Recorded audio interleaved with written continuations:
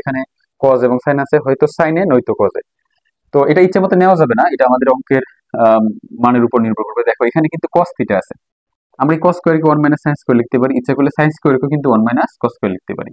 এখন আমরা পরিবর্তন করব করে দেখো, দুটারই তো করা যাবে, সূত্র ফেলা যাবে, তবে এই ফাইভ কসটা কিন্তু চেঞ্জ করা যাবে না। কসটা কিন্তু আমরা সাইনে নিতে পারবো না, কারণ কস সমান ওয়ান বাই সূত্র হচ্ছে ওয়ান বাই সেক, আর স্কোয়ারের সূত্র এটা নাই, এর স্কোয়ার নাই। তো সেক্ষেত্রে আমরা এখানে তার মানে বুঝতে পারলাম যে এখানে কস কিন্তু চেঞ্জ করা যাবে না, আমাদের কস দিয়েই নিতে হবে সবগুলারে।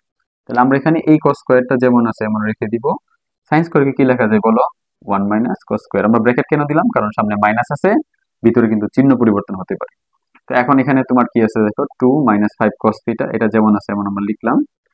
এখানে কস স্কোয়ার থিটা তোমার থাক, তো মাইনাসে প্লাসে মাইনাসের ওয়ান, মাইনাসে মাইনাসে প্লাসের কস স্কোয়ার থিটা, এই টুটাই পাশে আনলে মাইনাসের, এটাই পাশে আনলে কি হয়ে যাবে? প্লাসের। এই যে five cos theta equal to সব নিয়ে আসলাম আমরা, তাহলে ওই পাশে কিন্তু কি থাকে? জিরো থাকে দেখো। তারপর কস স্কোয়ার যোগ করো, টু কস স্কোয়ার থিটা। এখানে তোমার ফাইভ কস থিটাটা আমরা একটু আগে নিয়ে আসলাম। তারপর মাইনাস টু আর মাইনাস ওয়ান করলে চিহ্ন মাইনাস হবে, কিন্তু দুই আর এক যোগ করলে কত হবে? তিন হবে এখানে। এখন এখানে মিডল ফ্যাক্টর করতে হবে। দেখো আমরা জানি যে এই সংখ্যা দ্বারা কিন্তু প্রথম যেটা থাকে মুখ্য পদ, এই মুখ্য পদের সহগকে কি করতে হয়? গুণ করতে হয়। তাহলে তিন দুগুণে ছয়, তাহলে ছয় রে ভাঙে আমাদের পাঁচ বানাইতে হবে। এটা কিন্তু দুই ভাবে বানানো যায়, যে তিন দুগুণে ছয়, এই যে তিন আর দুই যোগ করলে পাঁচ, আবার ছয় কে ছয়, ছয় থেকে এক বিয়োগ করলে পাঁচ। এখন আমরা কিভাবে করবো দেখো, তিন দুগুণে ছয় লিখলে কিন্তু দুইটাই প্লাসের লিখতে হবে, তখন এখানে চিহ্ন প্লাস হবে, কিন্তু এই যে এখানে কিন্তু মাইনাস ঝামেলা আছে। তাহলে আমরা এটাকে তিন দুগুণে ছয় লিখবো না, আমরা আসলে লিখবো কি তোমার ছয় কে ছয়। তাহলে যেহেতু প্লাসের, এই জন্য প্লাসের হচ্ছে তোমার ছয়টা কস থিটা, আর মাইনাসের হচ্ছে কি তোমার একটা কস থিটা। এই যে ছয় কে ছয় হইতেছে, এবং ছয় থেকে এক বিয়োগ করলে কিন্তু পাঁচটা কস থিটা আমরা পাইতেছি।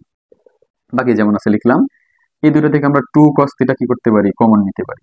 কমন নেওয়া মানে ভাগ করা, আমরা যদি ভাগ করি টু টু কিন্তু কাটা, এই কস কাটা গেলে একটা কাটা গেলে আরেকটা কস থিটা থাকবে, প্লাস এই দুই দিয়ে যদি ভাগ করো তাহলে তিন, আর কস থিটা তো কাটা হয়ে যাবে, তাহলে কস থিটা প্লাস থ্রি। এখানে কিছুই যায় না মানে আমরা ওয়ান নিবো, মাইনাসে মাইনাসে প্লাস, ওয়ান দ্বারা ভাগ করলে কস থিটা, আবার এখানেও মাইনাসে মাইনাসে প্লাস, ওয়ান দ্বারা ভাগ করলে কি হবে? থ্রি। এখন এই দুইটার মধ্যে দেখো, এটা একটা পদ, এটা একটা পদ, আমরা এখানে কস থিটা প্লাস থ্রি তোমার কমন নিতে পারি। এখানে ভাগ করলে এটা কাটা গেলে কি হবে তোমার? টু কস থিটা, আবার ওইখানে ভাগ করলে ওইটা কাটা গেলে কিন্তু মাইনাস থ্রি কি থাকে? ওয়ান। ইকুয়াল কি বলতে পারি আমরা? জিরো।